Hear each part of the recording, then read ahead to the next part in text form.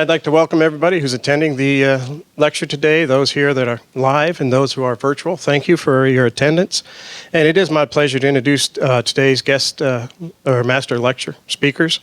And as Tom said, this is a special master lecture partnership between California Southern University and the Orange County chapter of the Project Management Institute.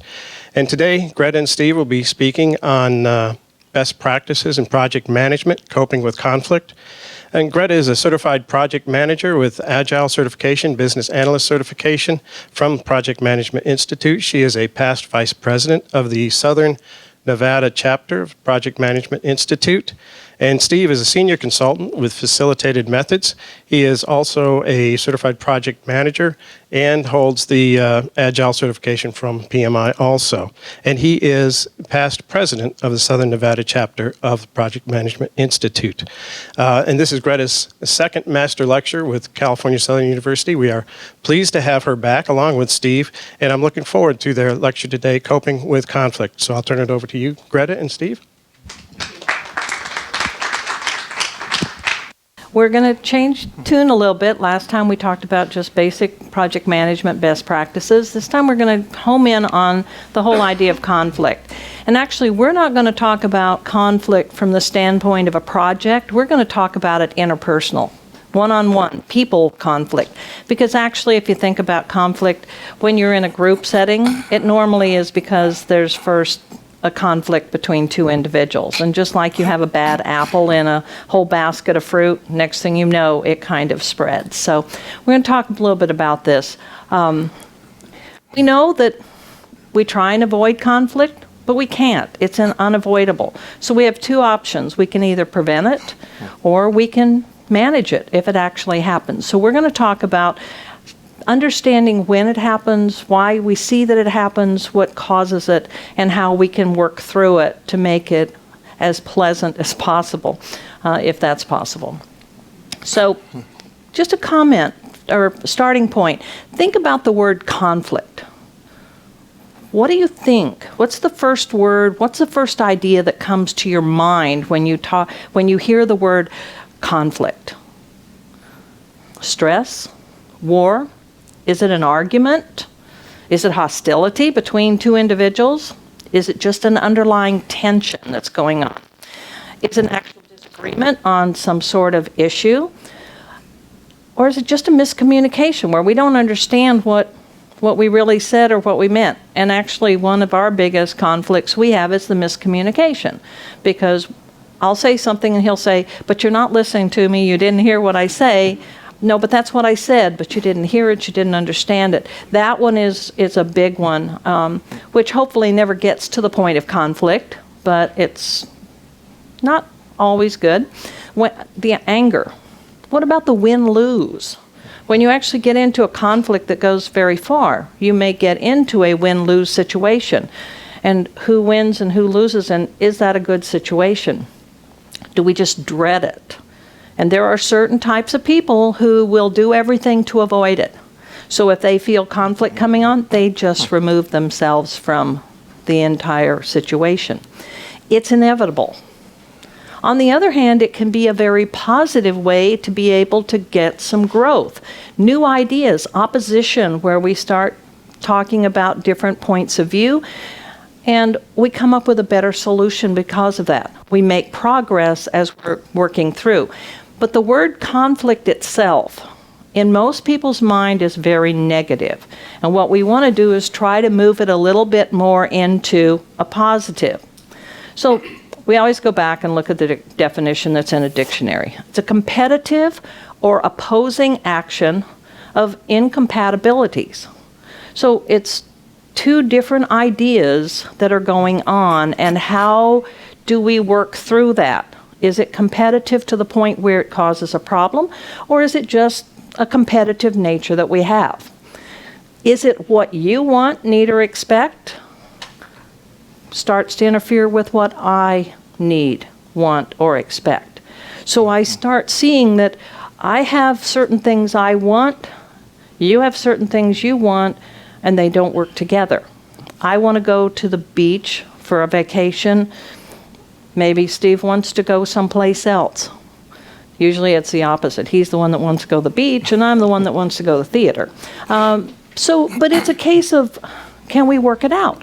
We're opposing. Can we do both? In some locations we can, but probably New York is not the place you want to go to the beach. So Hawaii versus New York, two different directions as we go through. More often what happens is we have this self-worth. We have this that makes us feel good. We feel good about ourselves. And at the point in time when somebody starts to push onto that and make us not quite as comfortable in the way we do things, the way we work, then we start moving into a different direction. And that's where some of the conflict starts. And what we're going to talk about is, one, how do you recognize that? When do we know we're moving into that mode? And then what do you do if that actually occurs? It's usually very uncomfortable.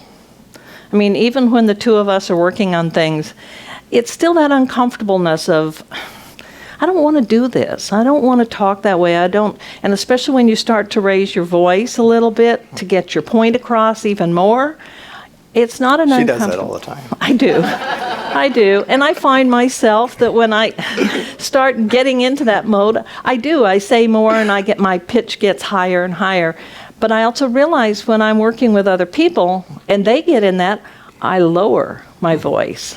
And I used to, when I was teaching high school, I would get into a very slow, deliberate, very calm voice while they're yelling. And it seems, once again, how I'm reacting to it. Plus, it gives me time to think about what I'm going to say so I don't say the wrong thing. So in project management, we talk about two different types of conflict. We talk about functional conflict and dysfunctional conflict. Functional conflict is positive and effective. Dysfunctional is negative and damaging. Unfortunately, what we're trying to do is move away from the term conflict. So we start to use the word opposition for the functional conflict. It's not really a conflict in that dysfunctional, negative way. It's just an opposition. And as a result, we're disagreeing about something.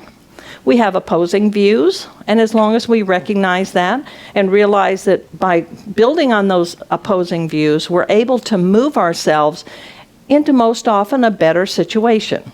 Now, good example, going through these slides, some individual words where, no, I don't want to use that word, as opposed to another word. That's an opposition.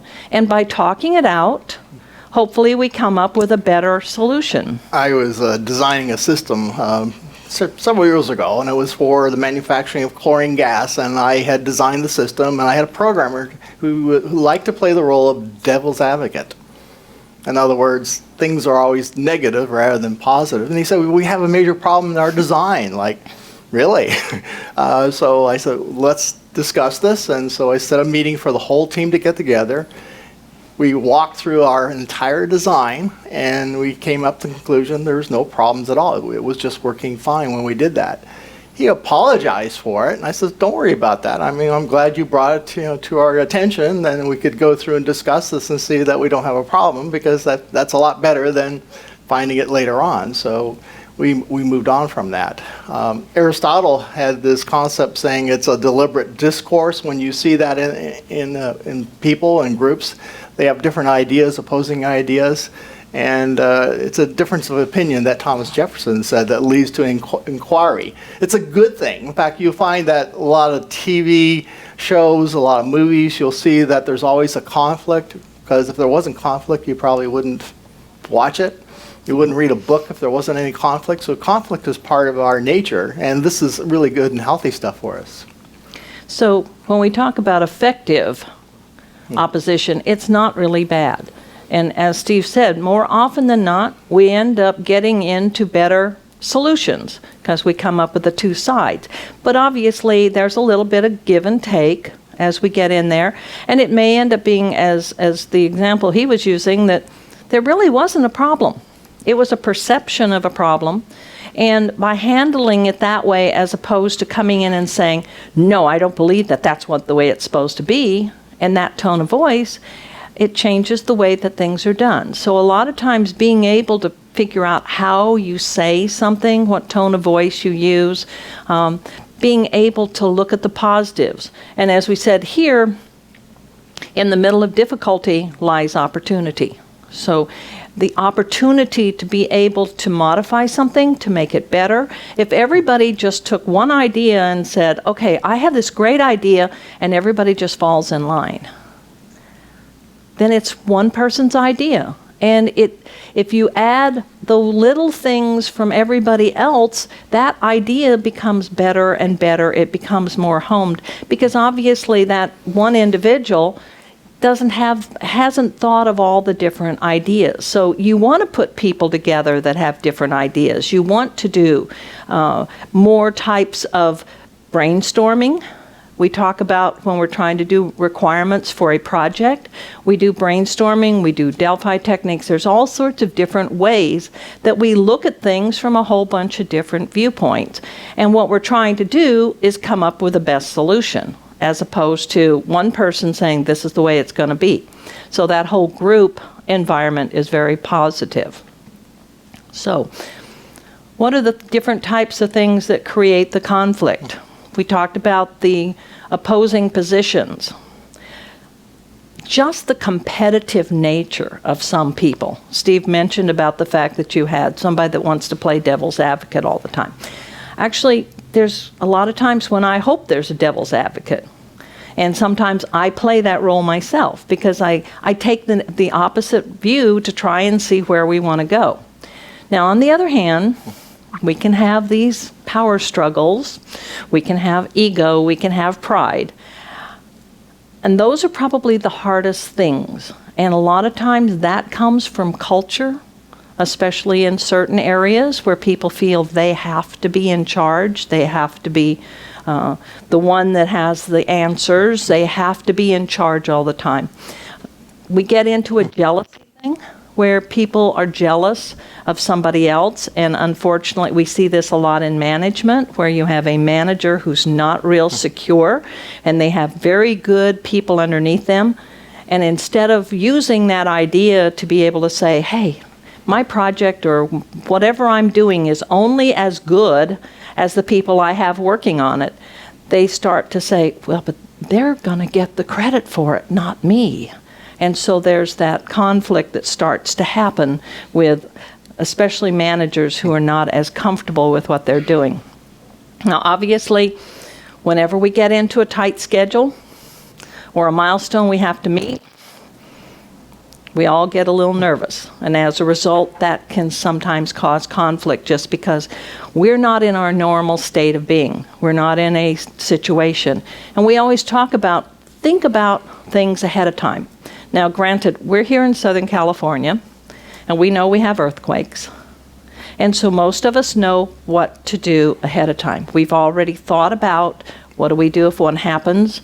What do we do if we have to grab stuff out of the house, if we have to vacate, if we have to move? Who do we contact? We think about this ahead of time when we're in a normal, calm state of mind. Because if and when that happens, and it may not be the earthquake, it may be the fires, but if you're trying to figure out in an emergency situation what to do, you go into a whole different state of being. And so by being able to have this ahead of time really works out. Greta was talking about problems with management and organizations. One group is warring against another group. I was brought in to develop an enterprise data warehouse for a company. And the chief technology officer introduced me to the chief financial officer, the two VPs.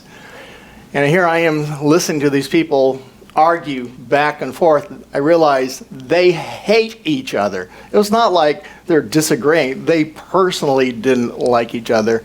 And I'm saying, well, how am I going to work with these two people? I report to this guy, but I got to work with this guy because he wants me to balance everything to the penny in the data warehouse, which is really not necessary to do because it doesn't really work. We usually get close, but not to the penny. And he was saying, do that. And the only reason why he was saying do it, balance to the penny, because he hated the other guy. So you run into this conflict in executives and corporations all the time. It's not like every now and then. I mean, you see it quite a bit. And you see it in higher management and lower management, they fight each other. The last thing is just the fact of a person, an individual, having a bad day. Something has happened prior to that situation. Maybe it's at home, maybe a sick child, they're worried about something, and they can't drop it. They bring it in, and their next relationship then, they say things, they're not thinking, their mind isn't really focused on what they're doing. And so they may say things that are taken the wrong way. They're just not in their typical mode. And those things a lot of times, especially if I were to just use the wrong choice of words, or I raise my voice more than I should because I'm still remembering the argument I had earlier. That whole situation can exasperate what we're doing here. So as we say, most of the conflict we have comes from one of two areas. It's either from communication or it's from interpersonal conflict. So The communication problems normally come from lack of information, or have poor communication, or I have no information I'm passing along. And I'm telling some people one thing and some people another thing. Or the worst thing is misinformation, right? I'm getting the wrong information coming from people. So I want to make sure that when I produce information, I'm giving it to the people who really deserve it. The only way I can really do that is really to listen to what their needs are, not to say, well, I'm going to develop something that's generic and I'll email it to everybody and they can figure it out. Well, some people want just a few words, some people want more detail. So you have to figure out exactly what information are they looking for and how can I provide that information to them. So I had one executive who wanted short, simple, don't go more than a page because I don't read more than a page. Bullet points, that's all they really care. You're on time. He liked color it yellow, color it red. If there's a problem with green, I don't even care to look at it. Don't even show it to me. Don't want to look at green. Because on Friday afternoons, he wanted to go sailing. And if he's reading all these reports all the time, he couldn't get out before 6 o'clock. He missed his sailing adventures. So that's what he was trying to do. Is you're trying to figure out what your communications are, the needs of the people that you're providing information. And as Greta was saying, usually between husband and wife, we usually just communicate, but we really don't think about what does that person need, what does my wife need, or what do I need, from her as far as the information. Therefore, we kind of miscommunicate. And I think quite often we see miscommunication between husband and wife. You all are familiar with those things, right? yeah. Or you have somebody you're dealing with, and then between children and parents, right? Because we're the parent, we're in charge. Not as much anymore, right? These kids are growing up at a faster rate. I mean, you see them, making decisions and moving forward, and a lot of times rebelling against, those teenage years. Remember those teenage years? Children tend to rebel against the parents because they want to make their own decisions and they want to do their own thing. So they're trying to communicate their needs and desires. So we want clear, concise, accurate, timely information. We always say the right information to the right people at the right time as how you deliver that, which means from me, I have to think about that, what information I need to pass to that person so they can comprehend it and understand it. So if that's an executive, or that's my spouse, or my child, or my, when we talk to 2-year-olds, we have a couple of grandchildren, or 2-year-olds, we talk at a very simple level. In order to communicate, we don't talk like we're talking to an adult because we have to change our mode of communication so they comprehend it and understand it. If I'm talking to a teenager, a certain level. If I'm talking to a blue-collar worker versus somebody who has a PhD, I'm going to use different language in order to discuss them. When I graduated from college with an economics degree, I remember my first boss saying, "Steve, I don't even understand half the words you say." He never went to college. He barely had a high school degree. And he talked real simple and plain. And so I said, okay, I need to talk more simple and plain, like a blue-collar worker. So we tend to change our roles. And even just the choice of words that we use. So I listen as we're talking to his stepdad and trying to explain what we do. Well, once again, he's a factory worker and he doesn't understand some of the words. Well, if you explain it back in in plain English as opposed to all the terminology. And I think that's what I was trying in the last webinar that we did. We were talking about project management, but we were talking about it in plain terminology, not the professional terminology that we know if we're going to get a certification. And as was mentioned, I have 3 certifications, so I know all the terminology, but I also know I never use it because I don't explain what's going on. Good example, in Agile, we talk about a backlog, user stories backlog, and somehow that came out in an email to one of the people I was working with, and at the end of one of the sessions, she said, "But Greta, we don't have a backlog. We have 72 hours from the time we receive a request until we have to fulfill it. There is no such thing as a backlog, so I don't know why we need to discuss that."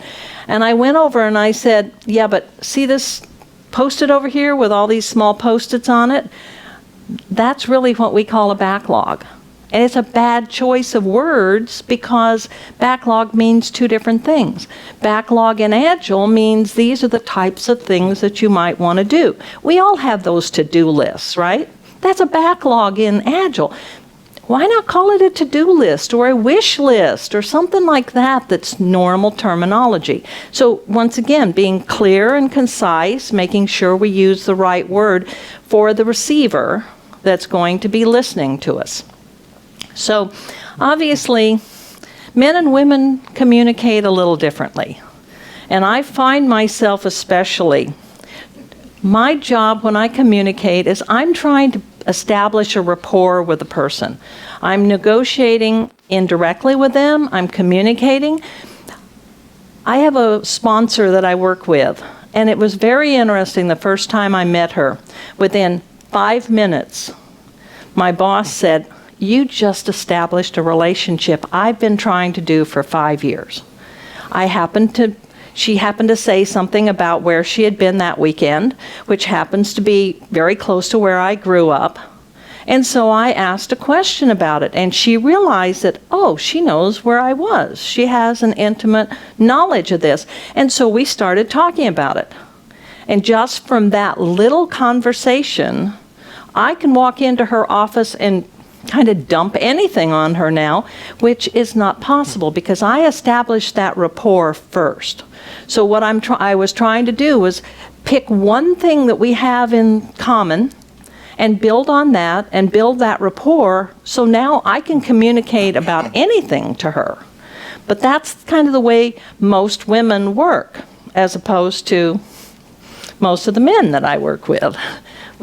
Yeah, men tend to be more independent, more hierarchical, and we have a position, and we exhibit knowledge and a skill set, and we'd like to be a little bit more formal and have that recognition.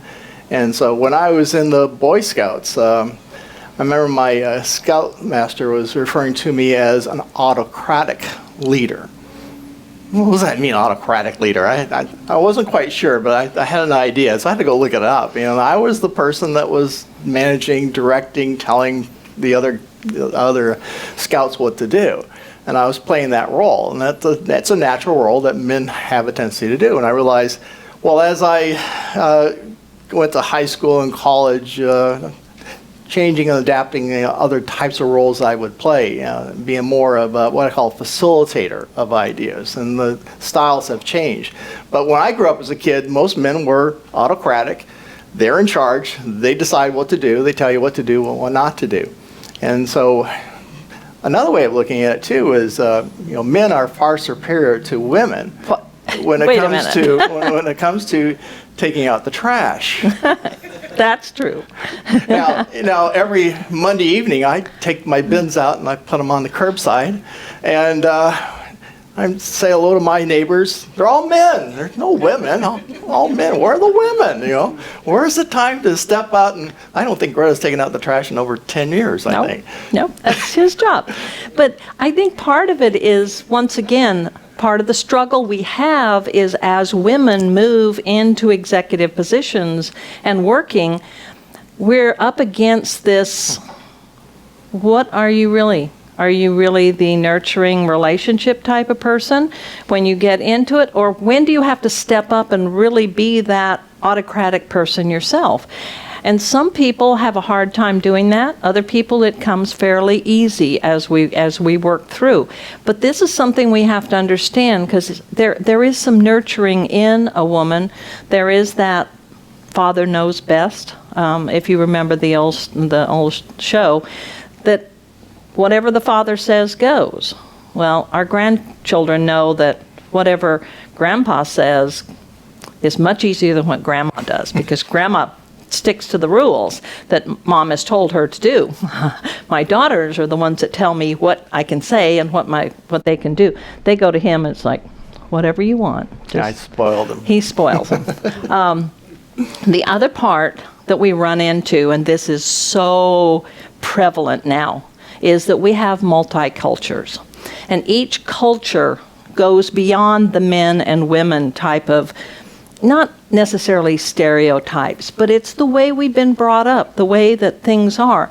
And those cultural differences can breed a lot of conflict.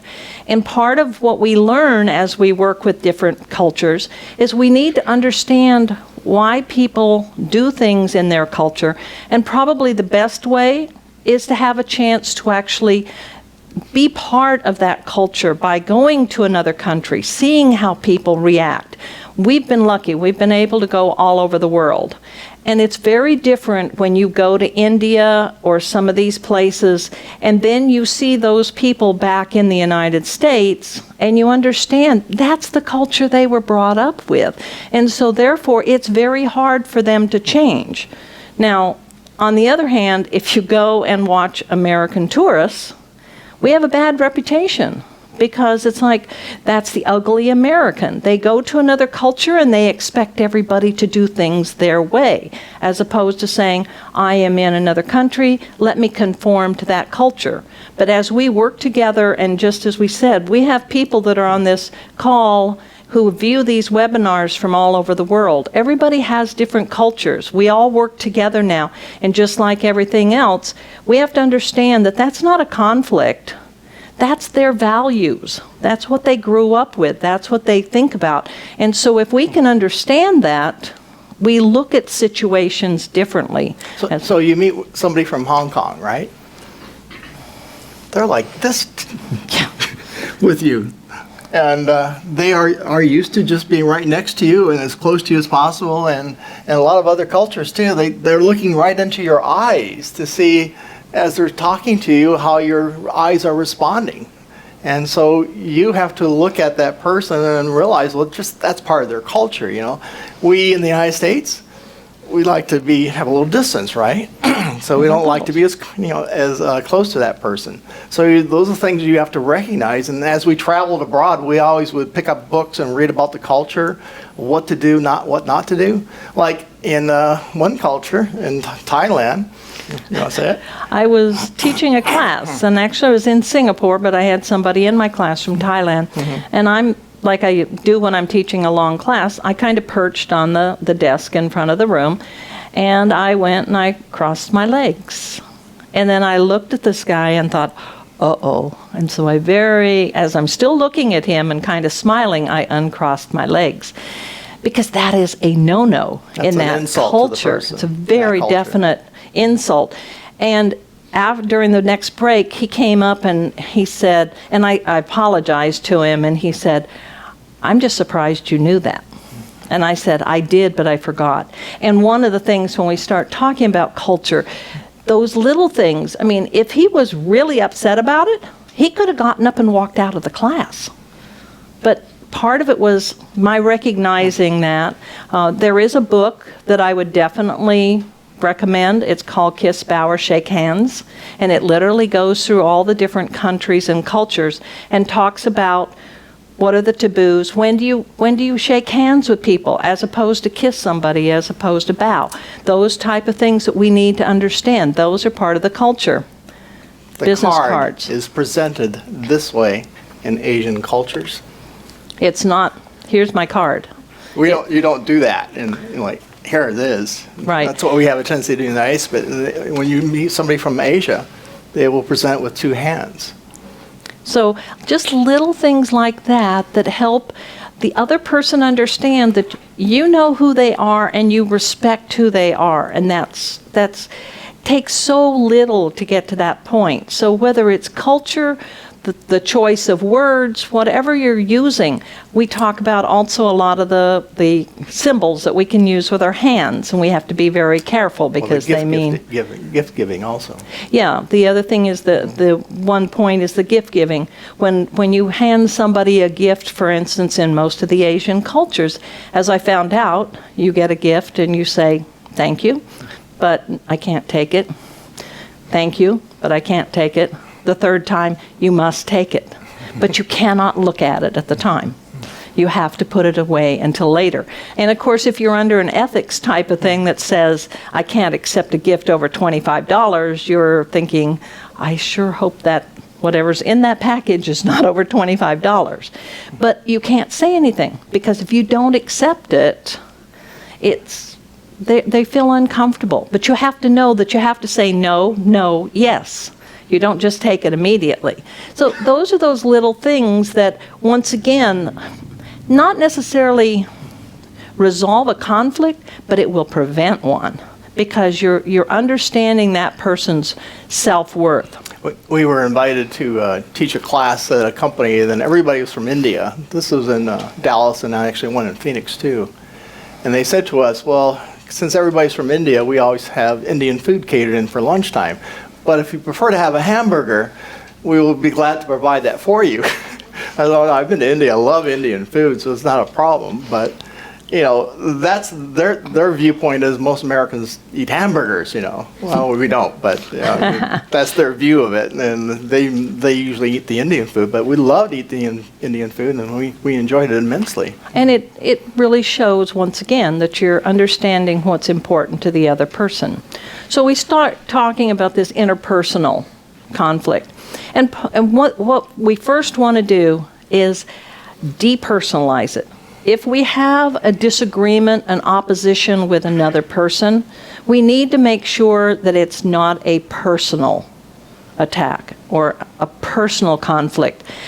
Usually, most of the things are going to end up being just an opposition, difference of opinion, a misunderstanding. So what we try to do is say, at least find one little piece we can agree with. And as I'm saying this, I'm thinking the way my daughter works with my granddaughter. And she always says, whenever the little one says, I want to do something, instead of her immediately coming back and saying, no, you can't, she turns around and she says, well, let's think this through. Let's see what are the different pieces. And there's always something she can agree with, even if it's, yeah, I think we should go to the zoo, but I don't really think we can go today. But she's agreed at least in one part first, so that then what you end up seeing is that, oh, it's no longer I want to do this, no, you can't. It's, I want to do this, well, yeah, I agree, you probably do, and I think it's a good idea, but just not today. So just changing that little tone makes a whole difference, because it's not personal, it's not confront him anymore, it's more of a trying to find what piece of it you can actually agree with. Now, on the other hand, we're always told, if whatever's being done starts to become abusive or violates some sort of ethics, decency, or personal say, you've got to walk away. And you've got to be able to tell somebody about it. So there are times when the best thing to do is just get out of the situation. So that's an area that we have to look at. But most of the time, what we want to do is we want to figure out what the problem is, where the disagreement is, try and fix that problem, but not blaming somebody. And actually, it's funny because the one of the projects I'm working on right now, they talk about the fact that there's two different organizations that are going back and forth, and they're deflecting the blame. So anything that's done, they'll point to this other group, and well, it's your fault. Well, no, because you didn't do something, it's your fault. And so we go back and forth on this, trying to figure out, rather than blaming each other or deflecting the problem, we try to figure out what the problem is and fix it. So the other part is we want to make sure that we listen, we let the other person say what they're trying to say. So even with once again, with my granddaughter, when she says, I want to go to the zoo, rather than mom saying, no, that's the end of the story, they talk it out. She makes her explain why she wants to go, what she wants to do, the whole bit, so that she's able to voice her opinion and get her idea out, and then mom can come back and agree with some of it, and then be able to finally say, probably not today. Let's wait. But that way, there's none of this, I'm in charge. Now, granted, as he was saying, teenagers being in charge, we're seeing 2-year-olds. I mean, that's when they always talk about the twos, right? The twos, they're asserting their independence. And part of what you have to do is, you don't want to totally squash them, because they do need to have that, but you need to also realize they don't have the ability yet to make all the decisions. Well, as we go through life, we have the same thing. We have to be able to look at different alternatives. Now, once again, dealing with specifics by having them go through and say, well, why do you want to go to the zoo? What are the things you want to do? You're getting down into specifics, and then you have a better idea of where do you want to, in fact, pick your battle, so that you're not just jumping into the whole thing. Trying to also buy some time, because the more that you end up having that discussion, the whole tone, as long as your voice is going down as opposed to going up, you have that ability to continue to get a better resolution. Now, one of the things they say is that if you are in a heated discussion with somebody, the best thing to do is take out a piece of paper and a pen and start writing down everything that person is saying. Because that, obviously, especially if they see you doing it, realize that now you in effect know exactly what I said, and it's not just from memory, but you have it written down, and it tends to slow the process down. It tends to make people think a little bit, but it also gives you the time to decide how best to respond. And a lot of times how we respond to oppositions, conflict, makes all the difference in the world.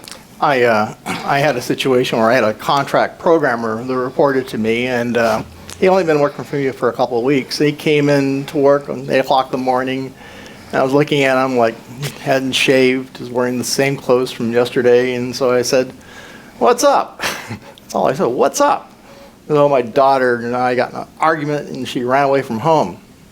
And I said, "Go find your daughter." That's all I said. He left. He found his daughter. He came back the next day, shaved and new clothes, and he thanked me personally for allowing him to do that.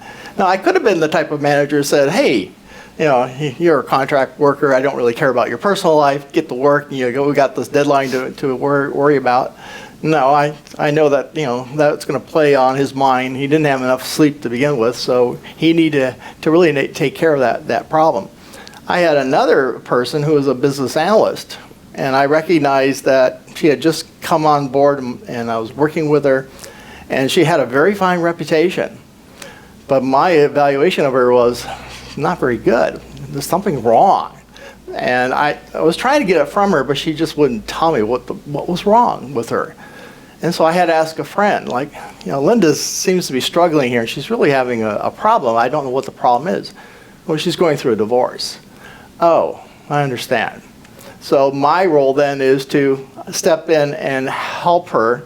Not talk about the divorce. Don't want to get into that. Just help her with what she was doing. So I helped her in the work that she was doing. I took on some of the responsibility to help her put out, and we became pretty close after that. But recognizing that people have conflict in their personal lives, and then it can get really ugly, and you're working with that person, you're going to try to help that person get through it. So this Stephen Covey quote up here, seek to understand, then seek to be understood. So you have to understand the other person first, where they're coming from and not be so willing to, or not so typical we jump in with our opinion too fast. We need to listen, see what's going on, and then turn around. I mean, obviously, 7 Habits of Highly Effective People, one of the best books there is that we probably need to reread very often, because there's a lot in there that we can actually apply to our everyday life. So when we talk about handling conflict, just in general, one, we don't want to really just totally avoid it unless it's that problem that it's abusive language or a danger to us. Instead, we want to try to resolve it. We want to be able to, internal to ourselves, understand what is our instinctive reaction. What happens if somebody starts yelling at us? What do we do? How do we react? And is that really the best way to react? Or is there a better way that we could maybe take a deep breath and think about what we need to do, as opposed to just automatically reacting back? That whole idea of approaching it in a calm and respectful manner takes it down a huge amount. So instead of the conflict or the opposition being at a very high level, by doing it in that calm and respectful manner, even with a 2-year-old, even with a teenager, you've been able to diffuse some of that just by the way you react to it. But regardless, you always need to be able to separate what is going on from the actual person. Because once you start personalizing it, it just raises to a whole nother level. So once again, try and figure out something by continuing to let the other person talk that you can agree with. Because once you agree with something, you just watch how it happens. I mean, catch yourself in the next few days or next few weeks. If something happens and you get into a discussion, whatever, listen. And then find something that you agree with that and see if the whole thing doesn't start to turn. Rather than coming back, no, no, no. Yes, I understand that. I agree with that. But how about considering something else? So rather than immediately coming back with that, but you give it a time and you think about it before you say that. So that non-confrontational and constantly looking at the issue, not the person. I mean, when we teach together, we've had people say, do you two argue all the time about things? Yeah, a lot of times when we're teaching different concepts, we do, because we have difference of opinion from where we're coming. But it's not about us arguing with each other. It's we're looking at two sides of a situation and coming from two different points of view. But it's the comments that being made, it's the issue that we're looking at, not the person who's making those. The problem is when you get into this conflict, it can damage relationships, and it could be just a word or a comment that's made when you're upset about something. I know of a situation where it took 2 years for a mother and daughter to actually start speaking together just because one little comment was made. And it was just made at the wrong time, in the wrong tone of voice, and it took 2 years to resolve that. That's ridiculous, but it's a matter of the heat of the moment and not realizing what's going on. It can also destroy the trust that you have in that person, because if something is said incorrectly, you don't trust them anymore, you don't work. Decreasing the productivity. You know, if let's say he and I really have a disagreement on one of these points or something that we're working on, we move away from it. And sometimes we move away from the whole thing itself for a while. So that decreases the amount of work that's being done. It just consumes time. You know how you get on a call and somebody starts arguing about something when you're talking to somebody, and you find yourself just moving the phone out here and going, just letting them talk. Well, that's wasted time, though. That's a waste of time from both sides. So part of what we have to do is be able to figure out how we can reduce this. Stifling the creativity. Creativity comes from a whole bunch of different ideas. Like we said, brainstorming, all these different ways that we have of getting different ideas together, listening to each other, and then just the overall dissatisfaction, whether it's employees being dissatisfied with their bosses or their customers, being able to take somebody who's supposed to work together. What about just personal relationships? Stop and think about those couples who originally were happy, were married, and then all of a sudden they go apart. What caused that? Was that really something that could have been prevented? Could it have been seen ahead of time? What happened? What ended up doing that? We talked to leading to turnover in work, leading to divorce in individual relationships, or families that don't speak to each other, or family members that don't speak to each other. When it comes to language, and you get upset, there's a tendency to start swearing. I grew up in Canada as a kid, and the swear word that I used was bloody. I struck out, and I said bloody, and all my teammates laughed at me like, "That's your swear word, bloody?" Okay, so I guess I'm not going to use that word anymore. But I never really adopted any other type of blood word, as far as foul words, such as bloody or the other words that are around. And so even today, in fact, my daughters grew up, they didn't learn foul language from me, more of her. Yeah, at times. She's the one that tends to use some of those words. But when I deal with people, I don't get upset. I don't raise my voice. I don't get angry. I don't swear. I keep it under control, because when if they escalate and I escalate, they escalate, I escalate, then you're getting into a personal conflict with that person.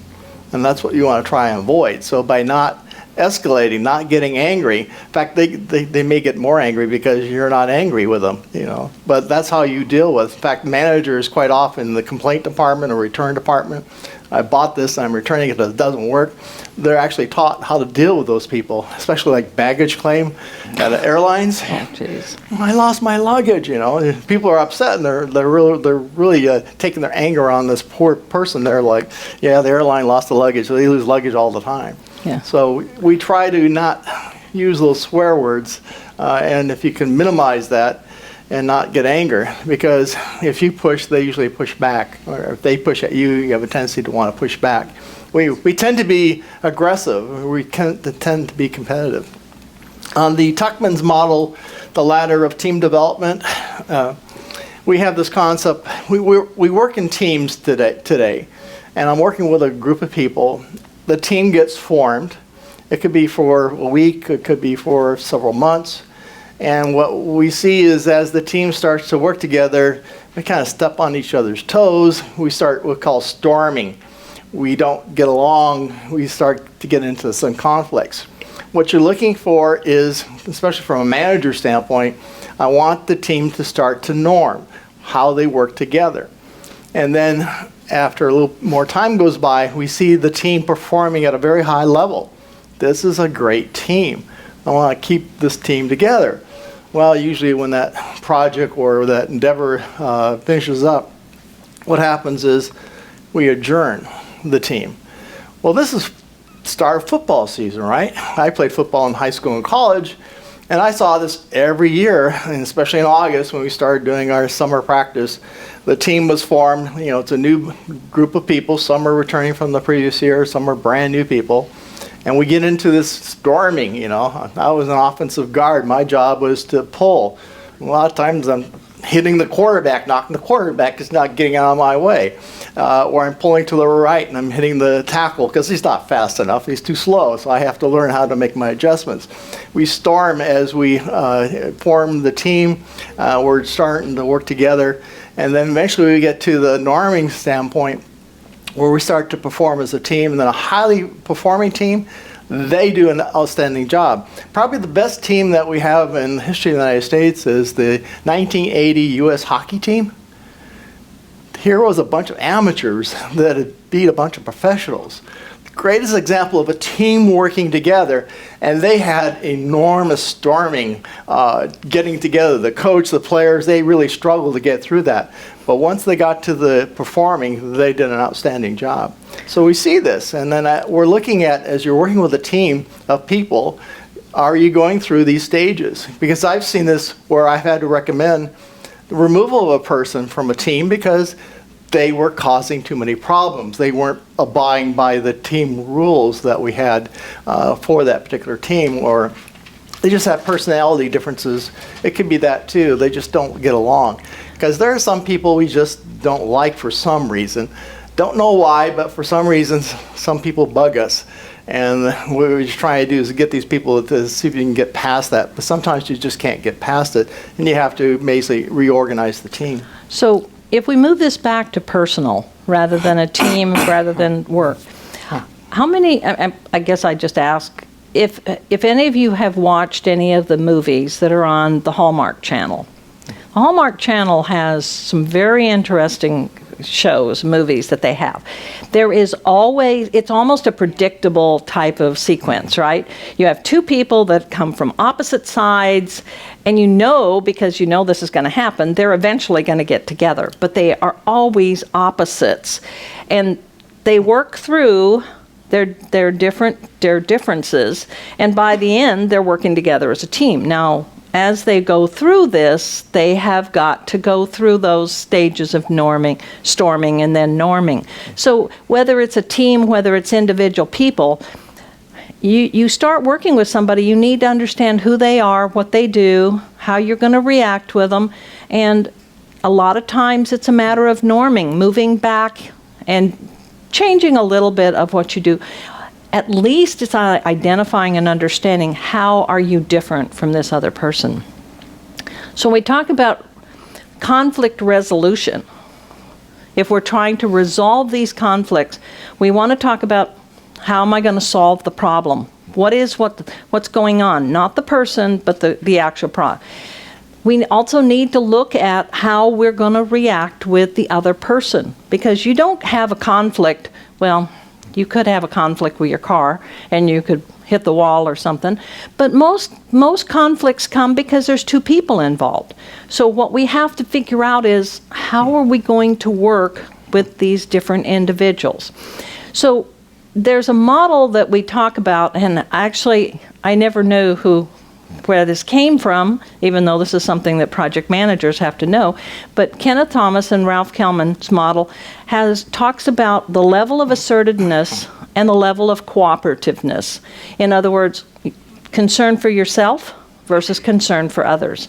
And I think if you look at this, you'll realize you've seen this before. In the conflict resolution, I was involved with two other analysts. The three of us were working together on a project. We never worked together before, and we had each of us had a different way of doing the work.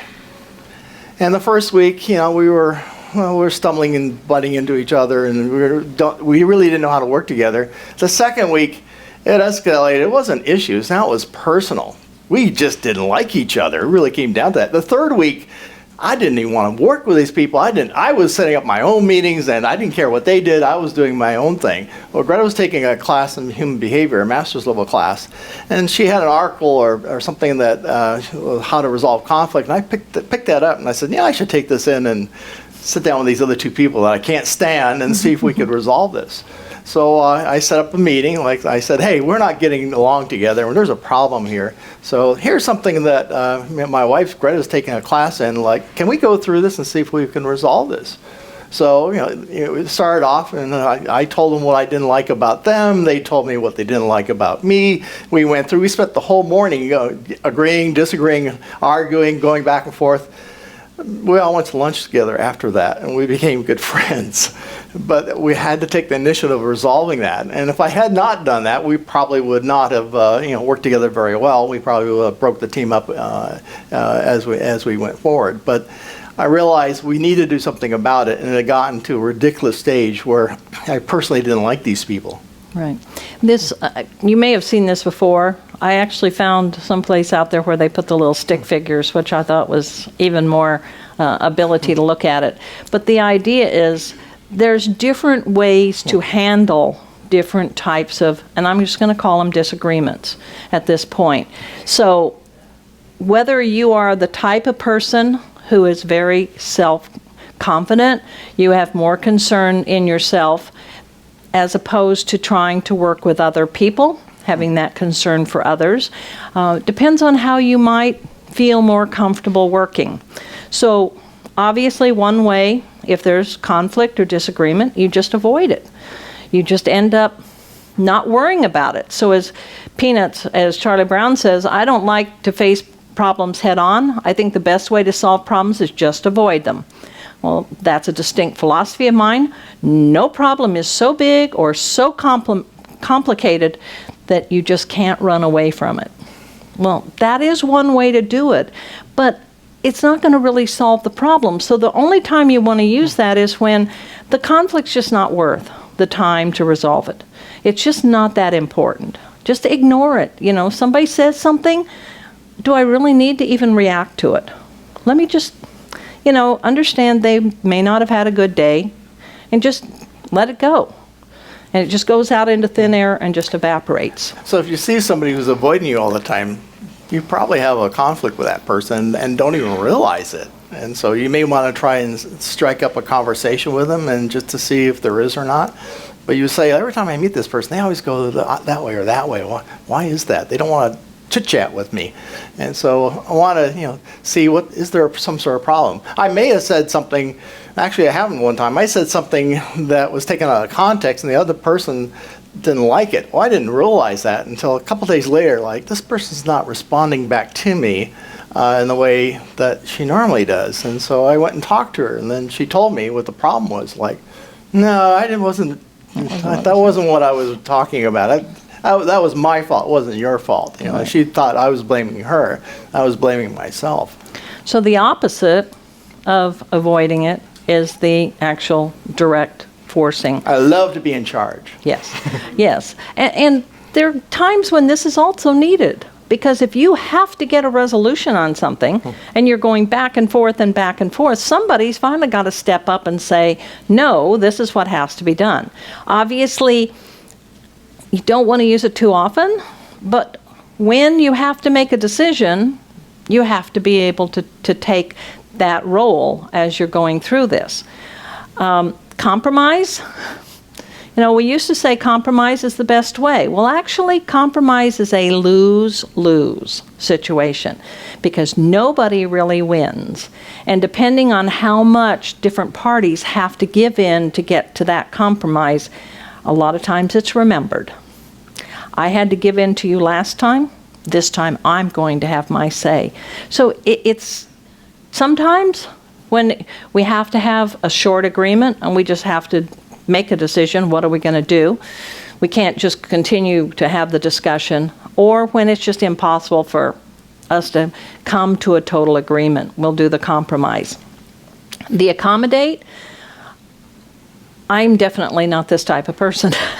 I will fight for things. Now, on the other hand, one of our daughters is very definitely this way. She will do whatever it is to make sure there's peace. She doesn't want to have that upset feeling. If the person's late, okay, so be it. Even though I'm always on time, but I'm not going to say anything for fear of damaging the relationship. There are a lot of people that are in this situation where they will agree to anything just to keep the peace. The collaboration is where both parties identify there's a conflict, and what they do is try to figure out why there's a disagreement, what are you going to do, looking at some different solutions, and then both parties buying into that solution. Now, it takes a lot of time. So this is not one of those things that you want to use when you have to make a quick decision. You need to be able to take time to be able to figure out what to do. Once again, used on issues, not personalities. And you see this is coming up over and over again. Conflict could be on issues, which is usually opposition. When it gets to be a personal thing, that's when it tends to move more into your With the issues, it's really whoever's involved in it, and that could be like several people. It could be 5, 10, 15 people. Whoever involved in it, especially on a team, they get together and they're going to have discussions. Usually two people are opposed to each other and they're presenting the issues. When it comes to personal conflict, the best way to handle that is take the two people and maybe a facilitator into a room so they can talk one-on-one with each other, not with a whole bunch of people, because they're the ones that need to resolve it and get the situation cleared up as to exactly what the problem is. And most of the times, I would say 9 times out of 10, when I've done this with various people, they resolve it during that meeting or shortly after that meeting. There's only been a few times where it didn't really work, and then I may have made adjustments after that, by removing a person from that team. Because there are some people that just are very arrogant. They got to have their way, and they don't work very well in a team environment. So you remove that person. But you've got this conflict that's going on between the people, and you need to resolve that conflict, especially in an organization that you're working in. So just to kind of summarize all the different techniques that we talk about, the avoidance is just where you only use it when it's just not worth it. It's just not worth the time to argue about it. When you accommodate, you're agreeing to something just to keep the peace, but you're compromising your view in order to do this. So it depends on how much you feel comfortable with being able to compromise your view, your self-worth, what you feel good about. The compromise, the accommodation, the compromise is meeting in the middle, being able to come up with best solution. But once again, that's more of a lose-lose because everybody has to give in. Force direct, we know the times that it has to be done. Somebody's got to make a decision. Somebody's got to step up to the plate and say, well, how do we do this? It's usually done by somebody in authority, and therefore a lot of times you will bring that authority person in, whether it's a parent, whether it's a grandparent. That doesn't usually work. Be able to get that decision. And then your problem solve, being able to try to work through the problem and figure out a win-win for both people. So one of the things when we go into the theory on this that goes behind this whole conflict, there's this idea of a strength deployment inventory. And we talk about individually, what are each of our 2 personal strengths? What are the things that we really think we're good at, that we bring to the table when we're with people or whatever? And we have to identify what those strengths are. So things, I guess, in your mind, think through what are some of these strengths. Is it that maybe you're precise? Maybe you're one of these people that work well with other people.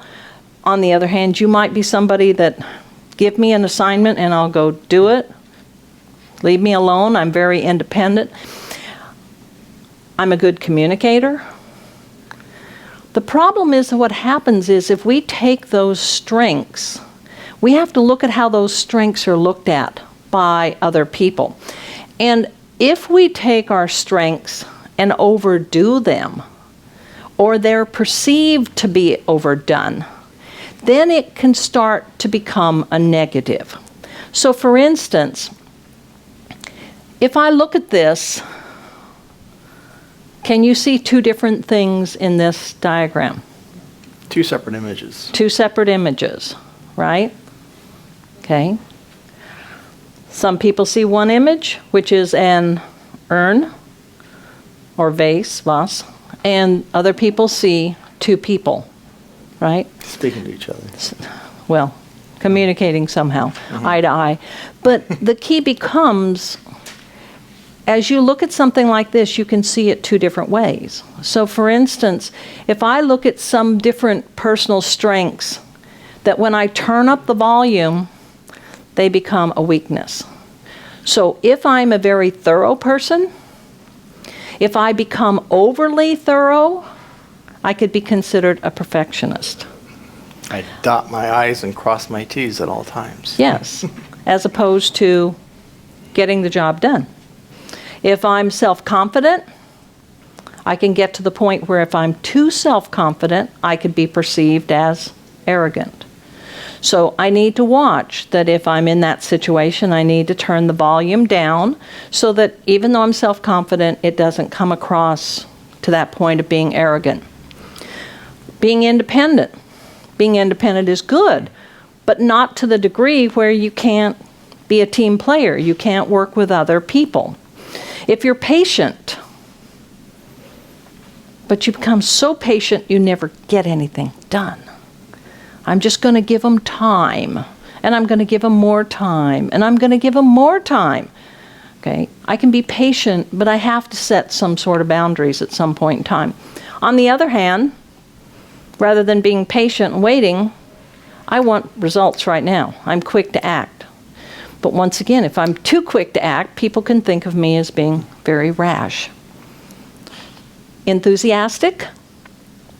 Usually people say it's a great thing. You have passion. You have the ability to encourage people. But if you're not careful, you can come on too strong. And so you have to, once again, be able to gauge when that strength turns into a weakness. What about being supportive? If you're supportive of somebody, if you go too far, you may turn into being that accommodating, where you do whatever to be supportive of that person, even though it goes against all of your personal wishes and things to be part of them. If you're disciplined, you're doing things that need to be done, but I could also be disciplining to the point where this is what I need to do. I can't go outside the box. This is the way I've learned. And a lot of times when we work with people of a different generation, whether it's older or younger, we run into this a lot because they're used to doing things a certain way. And when we try to change that way of doing something, it's very hard. And so rather than saying, yes, but I just feel comfortable doing this the same way, I get so rigid I can't adapt to what has to be done. I could be a really good communicator. On the other hand, I could talk too much. Now, She does. and so does my daughter. We text now because we've found that if we text, we can't ramble on as we go through. When we gave this talk last week, I made the comment about Chatty Cathy, which I don't know if most people know. That's a doll from a number of years ago, one of the first talking dolls, that if you pulled the string, they would say something. And so some of us still use that term when we get to people that just have to go on and on as they're talking. But being a good communicator is one thing. Talking too much where you aren't listening is not. We're project managers, and so we're used to planning. That's a really strength that we have. Well, we had an opportunity to go to Germany, last minute thing, and no plan. Normally we plan out our vacations, where we want to go, the culture and all that stuff. And that's Germany, let's get on the plane and go. So we got there and got a rental car and like, what do you want to do? I don't know, let's go this way. So we just meandered around Germany, no plan, didn't know what we're going to do, or just had a great time anyways. So if you're used to planning, you want to do things that are not planned. So we changed our role a bit. So just something different, And we did the same thing in New Zealand because we knew we had to be to the airport to come home. But that was like, okay, so watch, how many more days do we have? How far are we away from the airport? And what else can we do? But being able to take and do things that are a little bit out of your comfort zone, just to see how it feels and see whether you can. Yeah. Try, if you're right-handed, for men, try shaving with your left hand. Very different. Or try writing with your left hand if you're right-handed. It's a very different experience for you, but at least you're trying out things that you normally wouldn't even think about doing, just to give you this additional experience that other people go through. But you watch children, and you're trying to look at a small child to say, are they going to be right-handed or left-handed? And they'll pick up stuff, and then they'll pick up stuff, and they'll do things with both hands. And sometimes, we try to, not as much anymore, but it used to be you always tried to get them to write with their right hand. So you would almost force them to do that. Well, we know there's different sides of the brain. You can be imaginative, but you can get to the point where such a dreamer, such a blue sky person that you just become unrealistic. So once again, when you have these strengths, and we all have them, and we need to recognize what our strengths are, but we also need to realize when we've pushed it too far. And when you work with different people, your volume control has to be different. Because if you're with somebody that's like you can have the volume pretty strong. But if you're with somebody who's the opposite of you got to turn it way, way back so that you're able to figure out how to work with that other person. So this whole thing's based on a theory of relationships. And what it talks about more is that your personality becomes the motivation of why you do things that you have. So it also makes it easier for us to figure out how to work with people if we understand what our values are, our personality, and the personality and value of the person that we're with. So if we're the same, like we said, we can keep the strength wherever we are. But if we're with somebody that's very different, we've got to be able to adjust our volume as we go through.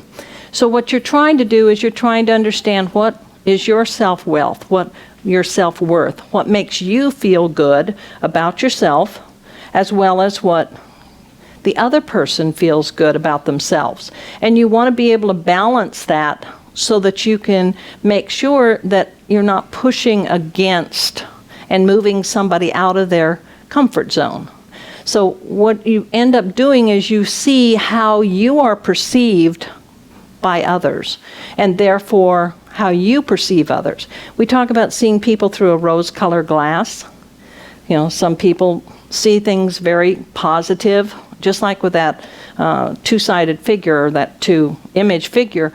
We a lot of times talk about, is the glass half empty or half full? And how we perceive the things that we work with, whether we're more positive, whether we're more negative. So we talk about our motivational values. So these are internal to each one of us, what our characteristics are that drive our behavior. And what we need to do is we need to understand our own, and we need to understand the people that we are working with, that we have interactions with, and see that there's a difference, whether it's a cultural difference or just a difference in value.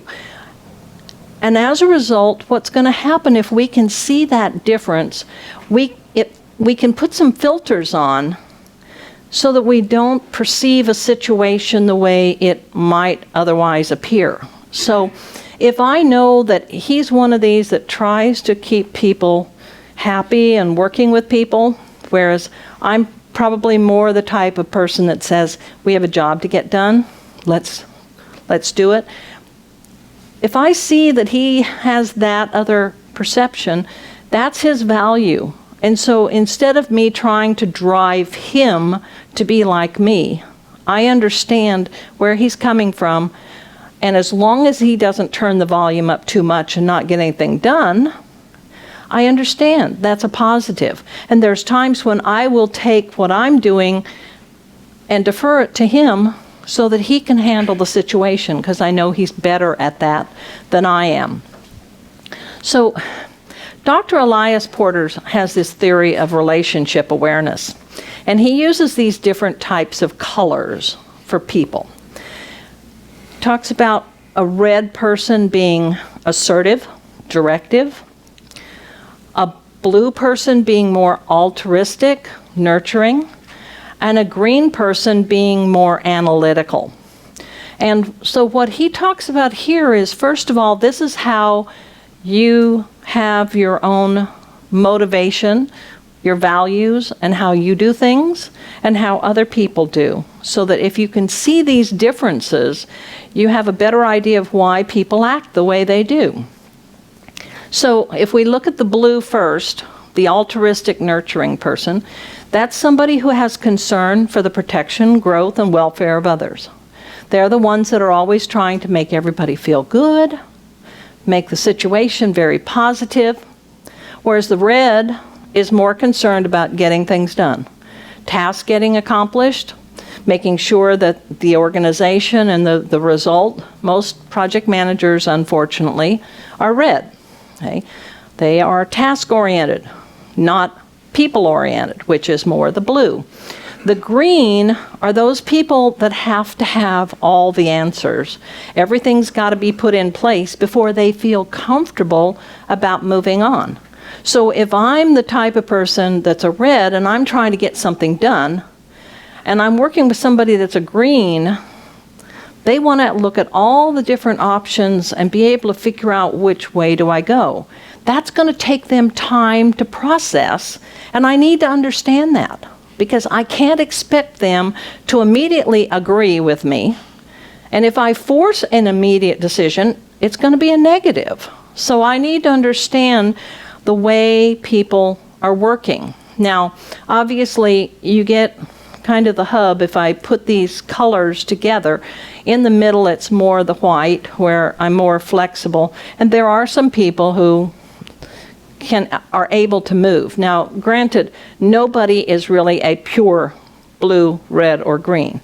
And so what happens is we have 3 other blends where we become more a red-blue, where we are assertive and yet nurturing, or we are a red-green, where we're still competing, but we take into consideration a lot more detail.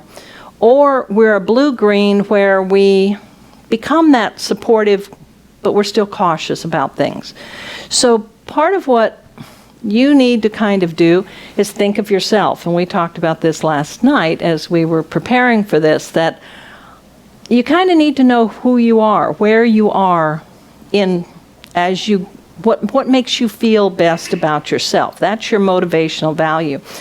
And am I a pure red? No, I personally am not. I know that I am more of a red-green because I'm still the analytical type of person. I get things done, but I still need to have that. Obviously, he's more of a red-blue because he's got the ability to get things done, tending more towards the blue side because he does have that concern for other people. And I think part of what we do is we understand what makes us feel best about ourselves. I need to drive. I need to get things accomplished. That's why I'm a project manager. I love the ability to have a project that I can finish. I don't like things that just go on forever. But I do move into that, try to figure out what's going on, what needs to be done, so I'm constantly dropping down more into detail. But I have to realize there's other people that I'm working with that they have to have the answers first. They have to go through all of that analysis before they'll even consider making a decision. So part of what we have to do is understand, once again, ourselves and where that other person is. And what happens is if we get into a situation where we have 2 different types of people, we can run into this where it escalates more into a conflict. As we said, an opposition is where you have disagreements about a thing. Conflict is where you have a disagreement based on your motivational values. And somebody is infringing on you, not being able to give me, for instance, I need that time to do that analysis. Well, if somebody just wants me to jump and answer a question real fast, I have a hard time with that because I want to think it through before I make a final decision. That's kind of my green that's coming out in me. So I'm in that. If I end up having a conflict with somebody, what normally happens is you tend to move from where you are into another state. So changing the way I behave. And there's three stages we talk about with conflict, and you never want to get to stage 3. Just put it right now. Stage 1 is when you start out a conflict. You understand where you're coming from, you understand where the other person is coming from, and you understand what the issue is or the conflict is that you're working with.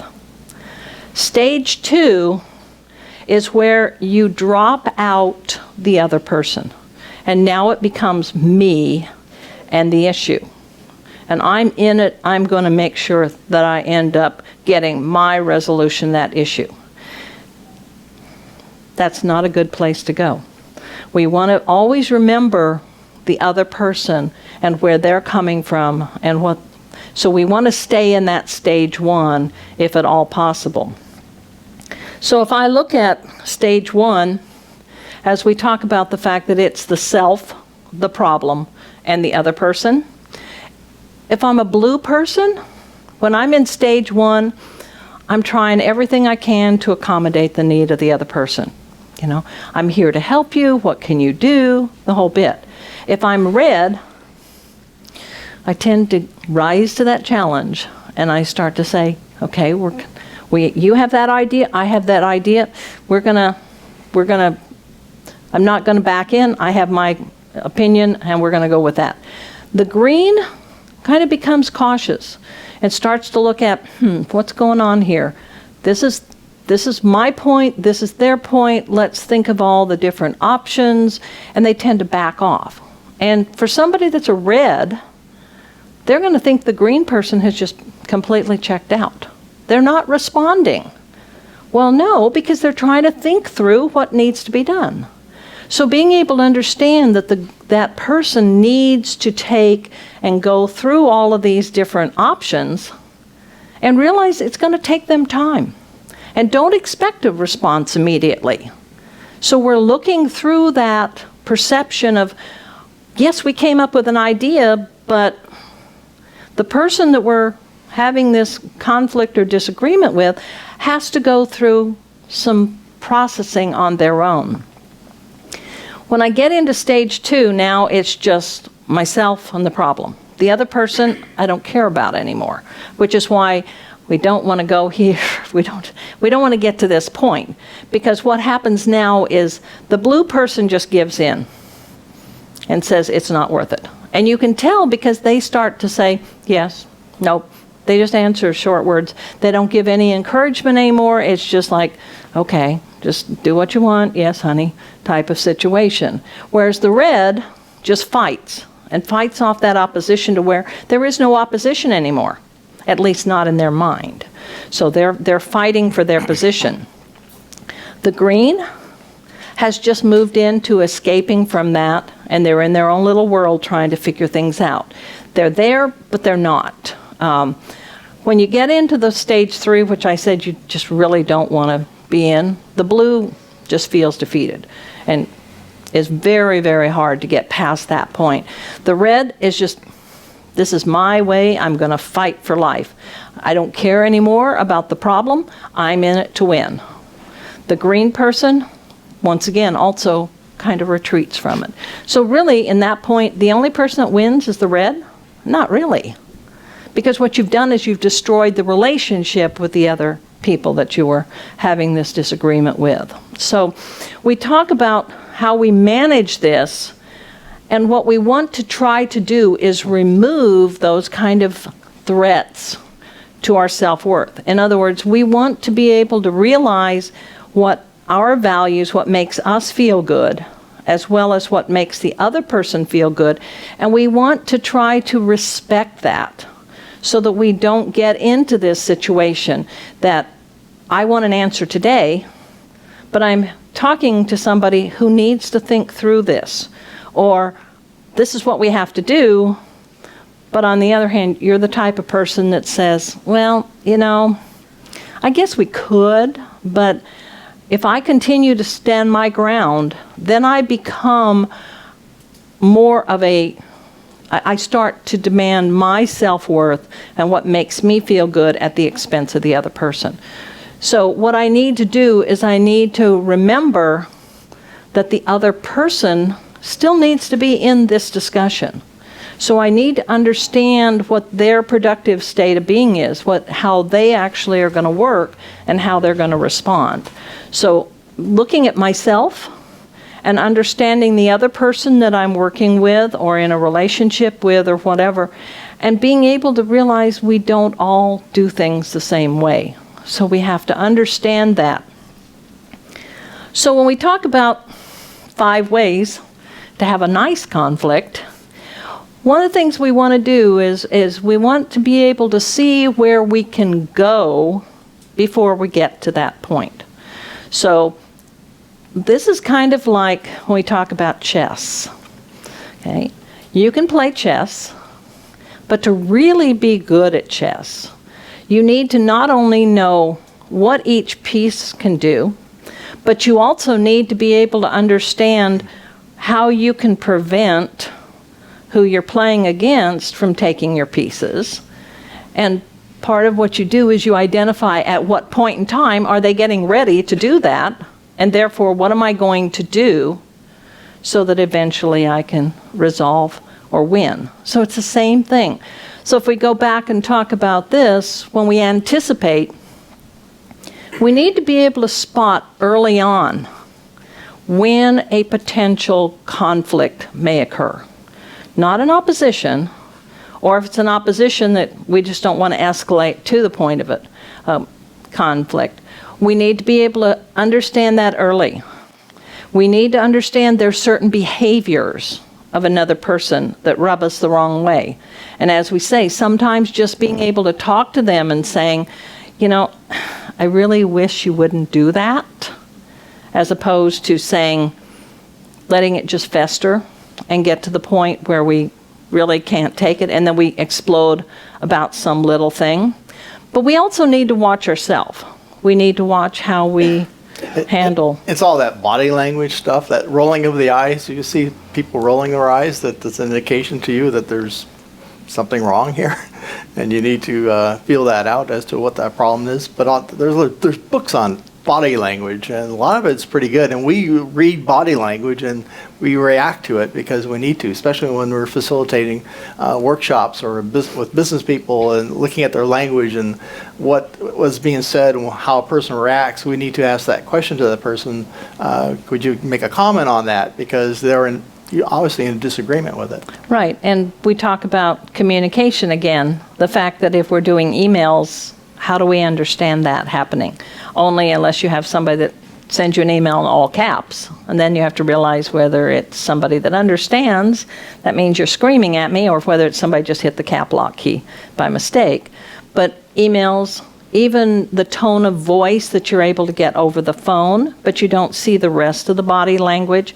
So a lot of the times, just our new age communication really starts to hurt in being able to anticipate when there's a potential disagreement that's there. So we need to be able to clarify. We need to understand that as soon as possible and be able to look at it. So just like we anticipate what moves that chess piece can make, we need to anticipate how our reaction is going to be, how the reaction from the other person is going to be, so that we know that there's a potential when we get to this point.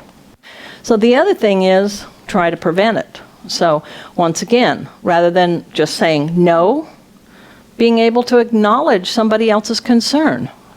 Give them a chance to explain why they want that position. And then try to discuss that, try and find that one thing you agree with them so that you can identify, yes, we agree on these points. But how about considering something else? And doing it in a very calm, respectful manner so that you're not pushing on them and making them move into that area where they're not comfortable.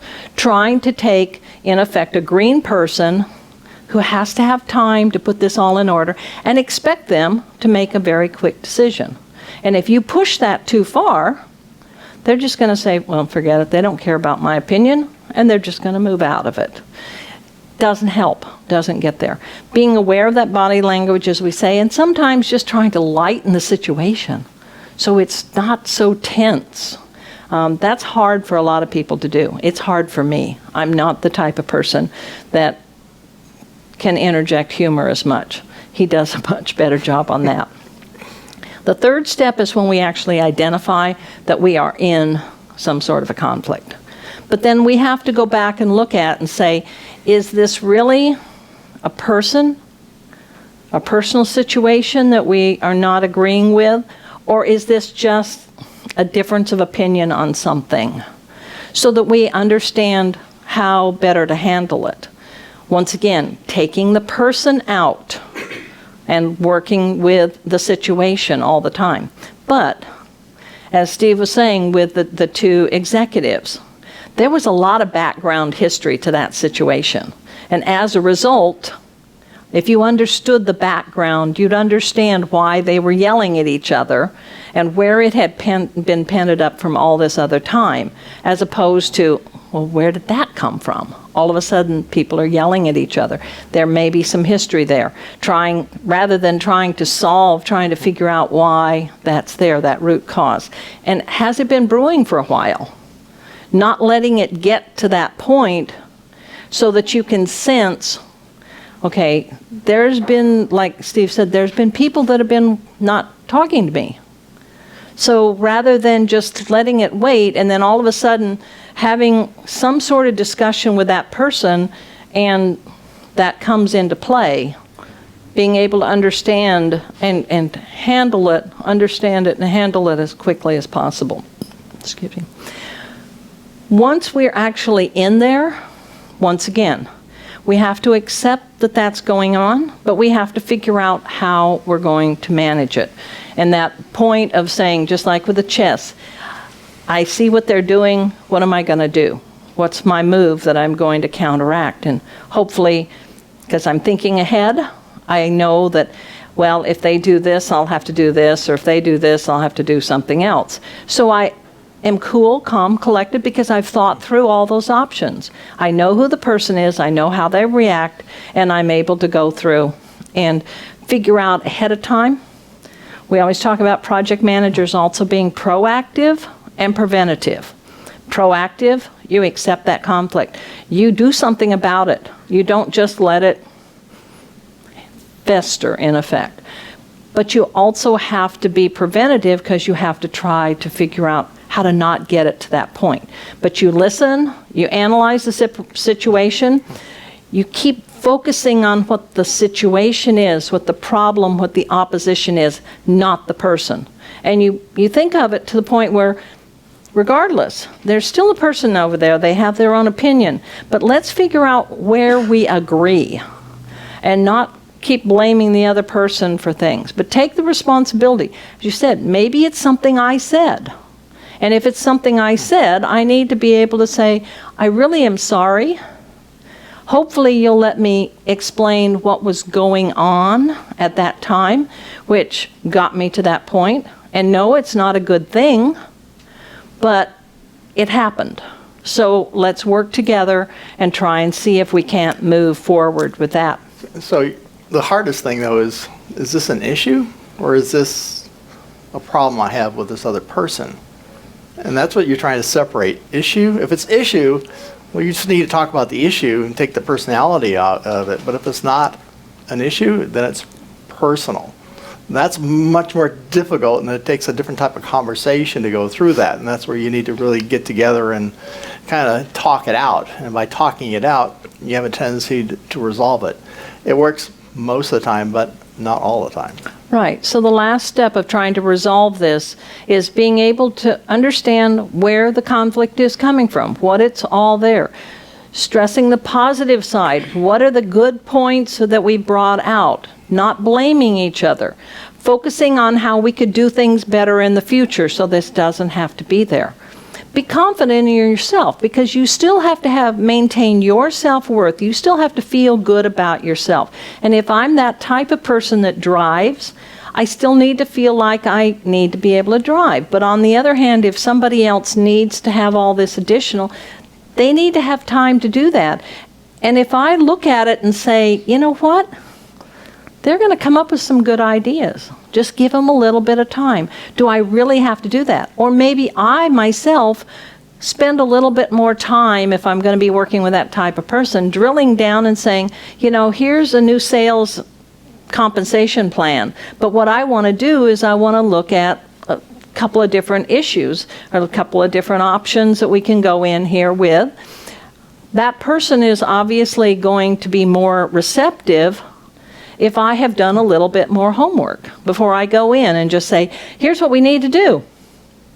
And they're going, yeah, but let's think through the different alternatives. So if I know I'm going to be not reacting, but I'm going to have this interaction with this other type of person, if I kind of move a little bit more into the way they think so that I can cut down some of that time, cut down some of that agreement, so we can get to some sort of a consensus. And then I definitely want to celebrate when we've been able to get past something and say, hey, we did this. You know, we came up with the best solution.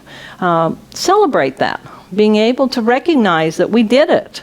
As Teddy Roosevelt said, the most important single ingredient in the formula of success is knowing how to get along with people.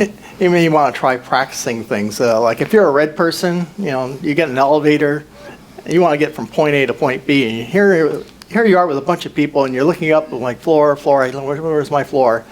Well, try talking to the people next to you. Like, hi, how's it going? How's the weather outside? You know, start chit-chatting. That's normally what you don't do, because all you care about is I'm here and I want to get here, or here and get there. That's what a red person wants to do. But now you're changing your behavior and you're practicing something different, you know, getting along with people. And so that chit-chatting mode that you get into is the breaking of the ice. And it's funny how if the elevator breaks down, you're definitely going to be forced into that situation, aren't you? I got to talk to these people now? I actually shared an office with a person. I tell you the truth. 2-man office. I met him the first day. I never saw him again. We shared an office together. He had a row of cabinets across the middle of the room that only a tall, skinny person could get through. And I never spoke to him. He didn't like people. He didn't like talking to people. He was a maintenance programmer. He spent most of his time working early morning to like mid-afternoon, and then he would go home. But he just did, you know, that was his style. Tried chit-chatting with him. Never worked. Never worked. And those, you know, it's a case where you try and it works and it doesn't work and you kind of move on. But you understand where they are and you don't get upset if the fact is they won't communicate with you or do that chit-chatting. That's just not part of their behavior. So the whole strategy that we're using here is to try to stay positive, not get into these negative comments, negative viewpoints, be able to increase those positives as we go through this stuff. Also being able to respect that other person's motivational values or what makes them feel good about themselves. You know, and once again, if I'm that red person and I want to achieve things, I need to be able to have that.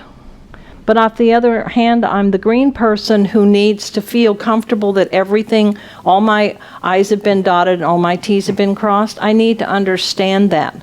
The blue person, they want to make sure everybody is feeling good, they're nurturing.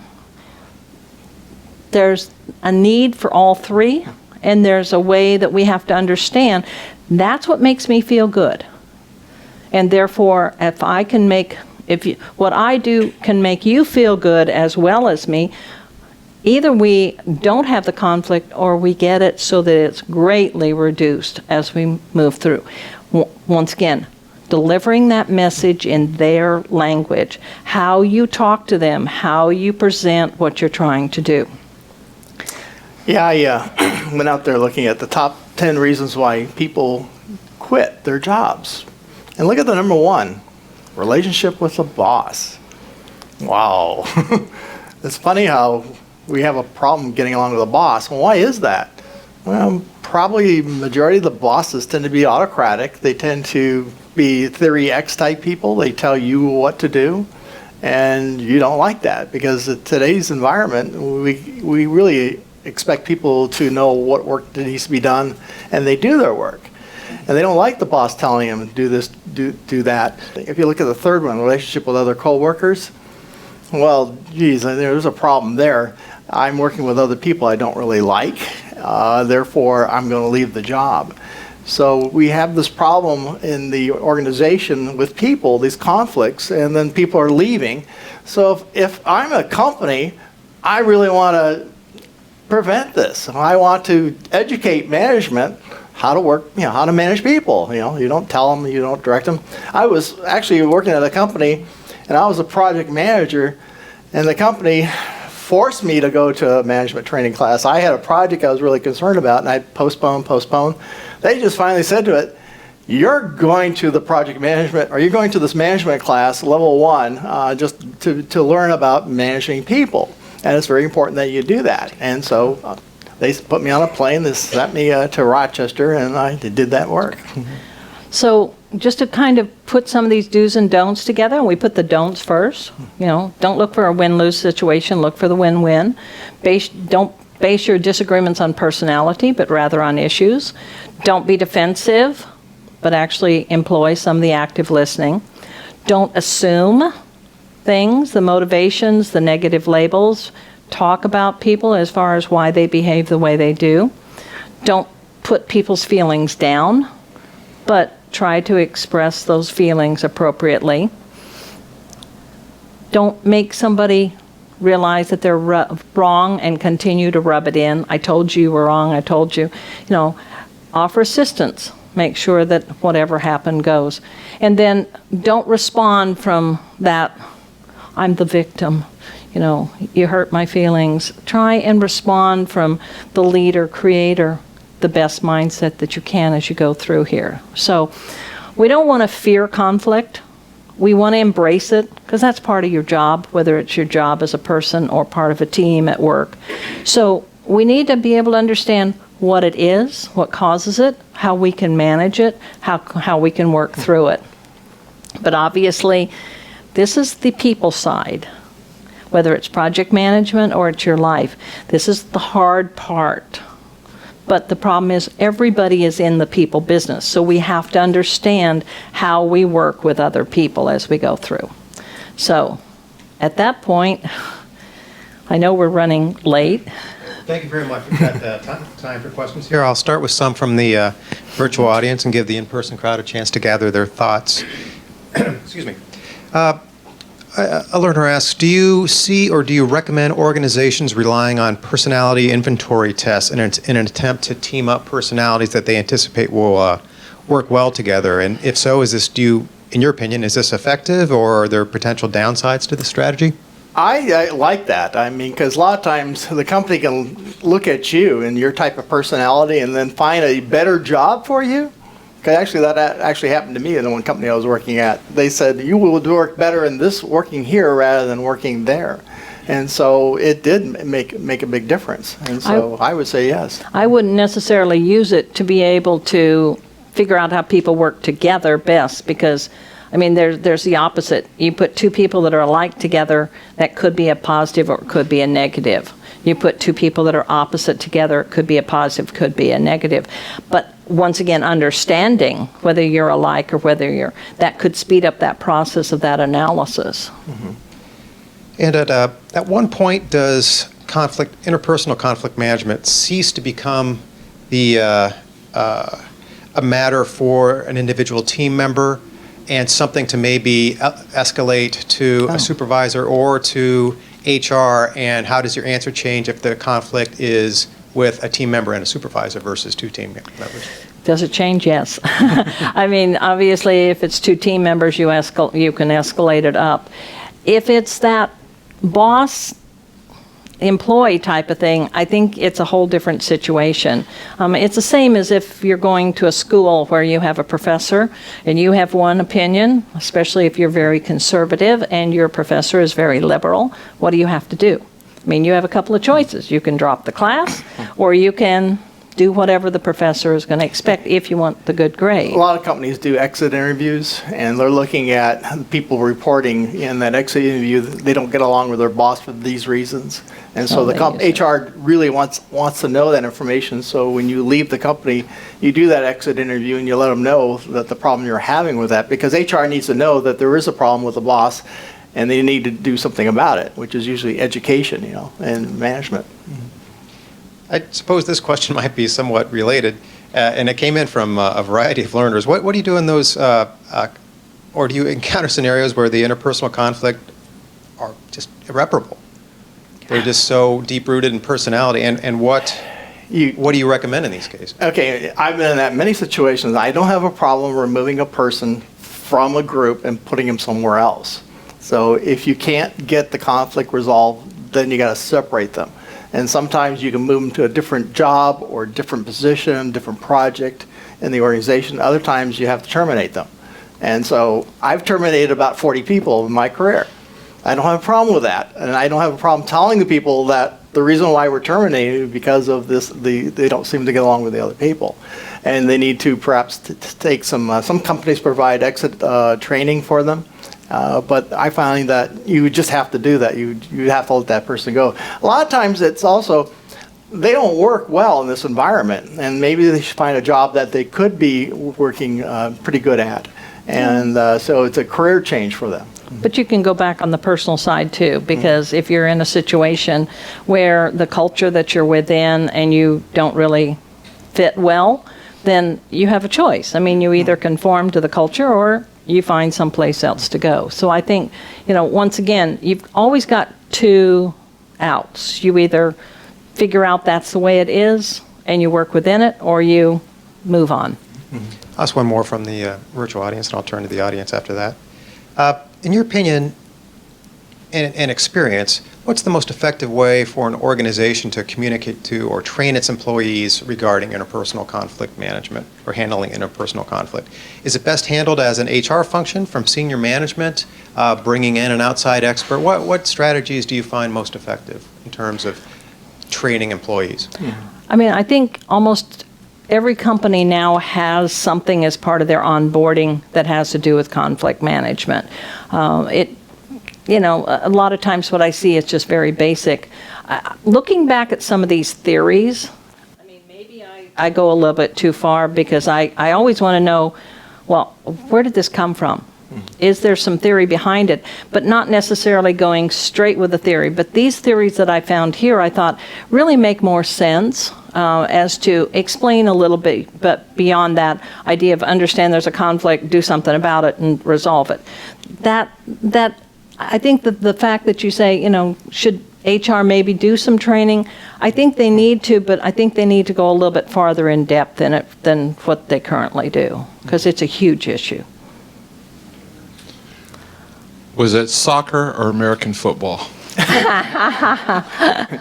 You said, I grew up in Canada. You said guard, okay? And I'm Yeah. like, okay, really? No, I played all the sports, but I played football, American football. Okay. Yeah. Yeah. My question is, can your coping with conflict strategy, which I really like and really enjoyed, can it be applied to a Ferguson, Missouri type of scenario? To what type? Ferguson. Ferguson. Oh. I think definitely. Yeah. I mean, I think the thing is that getting beyond where the problem is arising, what's the root cause of some of it, and being able to figure out what's been festering that's handling this. I mean, I have obviously my opinions, as well as probably everybody else does, but I think there's actions that we can do that just make the problem worse. And I think some of those we saw, as opposed to being able to understand where people are coming from and how do we handle that? How do we get to a better way? Yeah. And that's probably the best example of how it was not handled See, well. I think they avoided, that was the problem. The police avoided it in the beginning, and therefore the presence wasn't there, so it escalated out of control. You mean Baltimore they avoided, but Yeah. Ferguson Right. didn't avoid it. Yeah. That's right. Yeah. And I think, once again, we can look at those and say, how did it get to that point?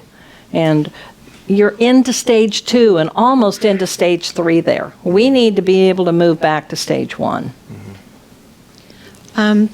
So my question was, when you're involved in a conflict where it seems that there's a stalemate, there doesn't seem to be a resolution. What strategies would you suggest in a situation like that? Different approach. You have to take a different approach altogether because it's stalemated, so you have to do something totally different. Maybe back off for a little while and think about it and see what happens, because sometimes if you're at a stalemate, maybe it changes the way it looks and feels, rather than continuing to butt heads. Just give it some space. Yeah, what I would do is say, okay, let's take a break. I need to use the restroom or do something, and let's get together later on this afternoon. Now, I may be that upset and that angry that I can't function because I'm too mad, and therefore you need to take a break because you really can't. You can't really discuss those type of things if you're angry. with somebody. And so you don't want to show that anger while you're having a discussion. You know, it's just one of those things. Once again, understanding the personality, so you know where they are. Because I mean, I raise my voice. I get angry pretty fast about things because I'm rash. I want to get things done. So I have to force myself to turn that volume down. And when she gets anxious, she raises her voice. So you think she may be angry, but she's just very anxious and she's very excited, and then the voice is going up. And then she's dominating the conversation, though. Well, I think we have time to squeeze in one more. Have you ever experienced where a conflict was so great that it halted a project, where now the project couldn't even be completed, it just had to be scrapped? I was working for a company, and I was working with two other representatives from the other data centers, one from Connecticut, one from Texas, and I was in California. And we were trying to work up a new methodology for the corporation. And we had been working like 10 weeks together on this, basically the whole week for 10 weeks. And we got to a point where the people from Texas got up and said, "We are not going to do this. We're totally against it," and they walked out of the room. And we stopped. We're not contributing to this at all. And so here I'm looking at the guy from Groton like, wow, I guess we better call the head guy on this. And so we called and told him the situation. Like, okay, get together at 1 o'clock this afternoon and get me on the conference call. So got on a conference call. And he said to him, "Okay, I understand that you have a problem. You need to resolve this yourself because I'm not going to do it." And hung up. Yeah. And so we sat there and like looking at each other. Okay, well, we need to resolve this, so that's our job. So we hashed it out another 4 weeks, and we came up with a solution. But I have had situations where it's just not going to go anyplace. There's a disagreement. There's one side that's stronger than the other, and it needs, once again, needs time. So we just say, okay, you know what? The DNA, the environment is not here right now. Let's just postpone it. Obviously, sometimes that means bring it back in with other people, which is mostly what happens, is that you cancel that group, that project for the time being. You bring new people on to go forward. Unfortunately, we're up against the clock, but before we go, I have a couple of quick items. And first and most important, on behalf of the entire university, thank you both, Steve and Greta, for such a fantastic presentation.